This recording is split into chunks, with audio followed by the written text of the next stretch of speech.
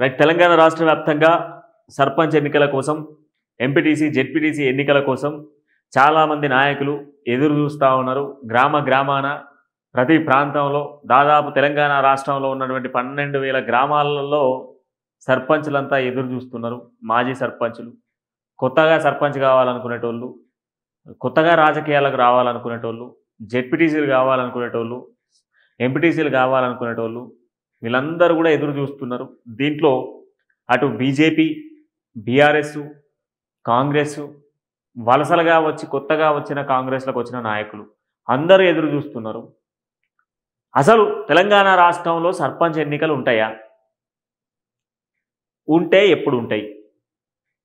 అసలు సర్పంచ్ ఎన్నికలకు సంబంధించి తెలంగాణ రాష్ట్రంలో అత్యవసరంగా వర్షాకాలపు అసెంబ్లీ సమావేశాలు కొనసాగేటువంటి నేపథ్యంలో 5 రోజుల పాటు చర్చలు పెడతామని చెప్పినటువంటి రాష్ట్ర ప్రభుత్వం ఎందుకు చర్చలు పెట్టింది?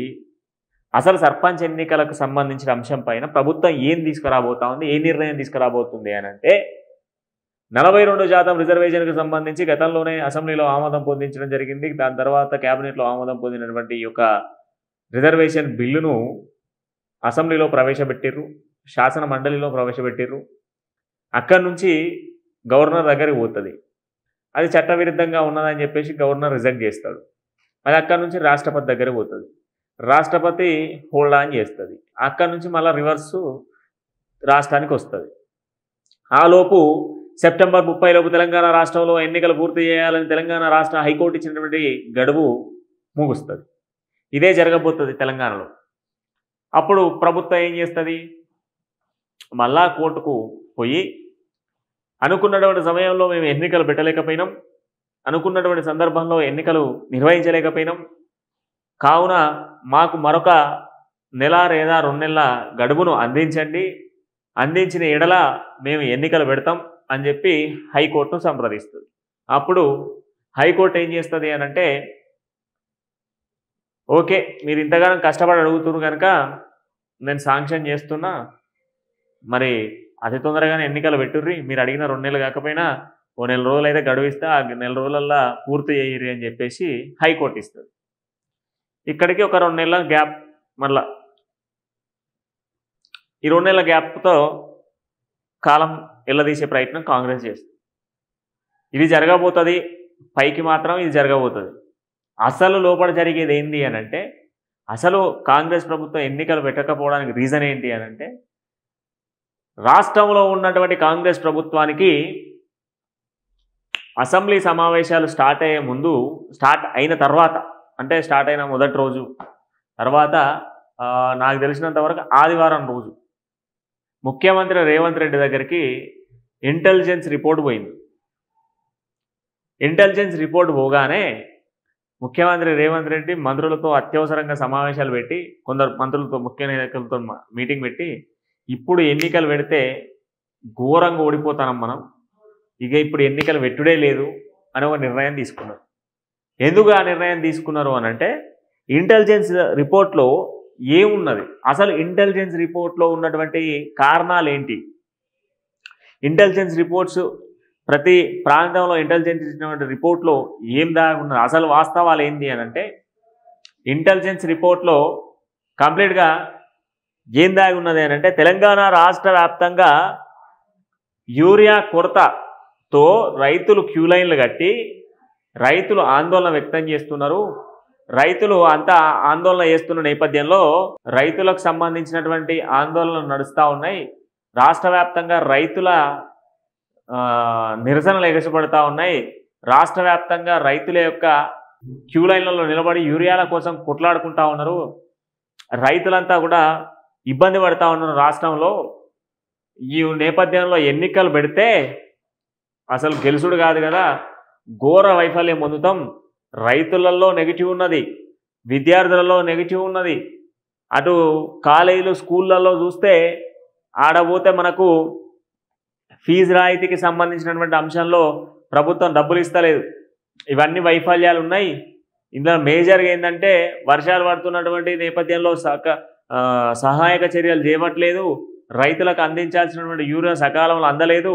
ఈ నేపథ్యంలో మనం ఘోరంగా ఓడిపోతాం అని చెప్పేసి నిర్ణయం తీసుకున్నారు.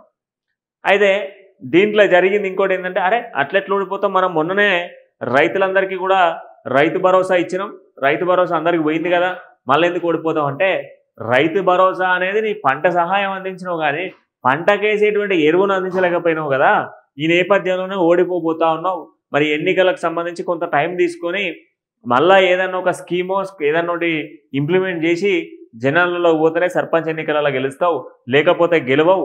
ఇప్పటికి దాదాపు 70% ఓటమి పాలు కావడానికి ఎక్కువ అవకాశాలు ఉన్నాయి. కేవలం 25-30% మాత్రమే గెలిచే ఛాన్సెస్ ఉన్నాయి.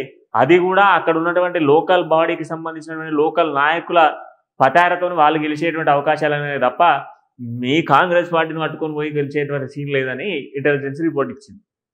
ఈ రిపోర్ట్ను బేస్ చేసుకొని ఎన్నికలకు సంబంధించి మళ్ళా వాయిదా పడే విధంగా స్కెచ్ చేసుకొస్తా ఉన్నది.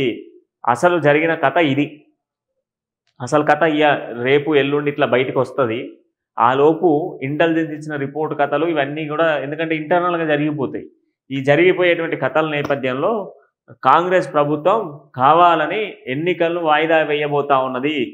అసలు అయితే వాస్తవానికి షెడ్యూల్ విడుదల కావాలి. 2వ తారీఖు 3వ తారీఖు వచ్చేటప్పటికి షెడ్యూల్ మీద ఫోకస్ ఉండాలి. షెడ్యూల్ విడుదల కావాలి. 15 రోజులలో ప్రచారము, నామినేషన్ల ప్రక్రియ, విత్డ్రాల ప్రక్రియ, రిజర్వేషన్ల ప్రక్రియ, ఏ ప్రాంతానికి ఏ రిజర్వేషన్ అన్నటువంటి కథ మొత్తం కొలాప్స్ కావాలి.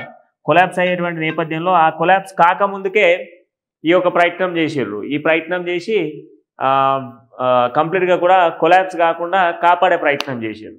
ఇప్పుడున్నటువంటి సిచ్యువేషన్స్లలో ఈ యొక్క కార్యాచరణ రూపొందించేందుకు కాంగ్రెస్ సర్కార్ ఈ యొక్క ప్రయత్నాలు చేస్తూ ఉన్నది. ఇక ఎవరైతే గ్రామాలలో సర్పంచ్ కావాలనుకుంటున్నారో, ఎంపీటీసీ కావాలనుకుంటున్నారో, జెడ్పీటీసీ కావాలనుకుంటున్నారో మండల స్థాయిలలో వీళ్ళంతా కూడా కొంత ఆగర్రి. ఎందుకంటే ఇప్పట్లో ఎన్నికలు పెట్టేటువంటి సీన్ లేదు. ఏ దసరా దీపావళి వరకు ఇది ఎక్స్టెండ్ చేసుకుంటా ముందుకు పోవడమే తప్ప ఎన్నికలు పెట్టరు. ఎందుకంటే ప్రస్తుతం ఉన్నటువంటి సిచ్యువేషన్స్లో కాంగ్రెస్పై తీవ్రంగా రైతుల వ్యతిరేకత కనబడతా ఉన్నది. జనాలలో వ్యతిరేకత ఉన్నది. ఈ వ్యతిరేకత నేపథ్యంలో ఇప్పట్లో ఎన్నికలు పెట్టే పరిస్థితులు లేవు. కనుక ఆ ఎన్నికల కోసం ఆశలు పెట్టుకున్న వాళ్ళంతా కూడా కొంత ఎదురు చూడుండ్రి.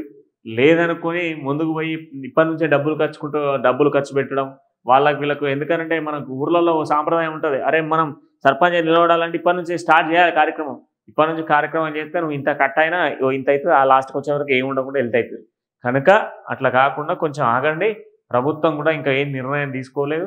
ఆ నిర్ణయం కూడా టైం పట్టేటువంటి అవకాశాలు ఉన్నాయి. కనుక కొంత ఆచితూచి ముందుకెళ్ళే ప్రయత్నం చేయండి. మరో వీడియోతో మళ్ళీ కలుద్దాం. అంటిల్ దెన్ చూస్తూనే ఉండండి.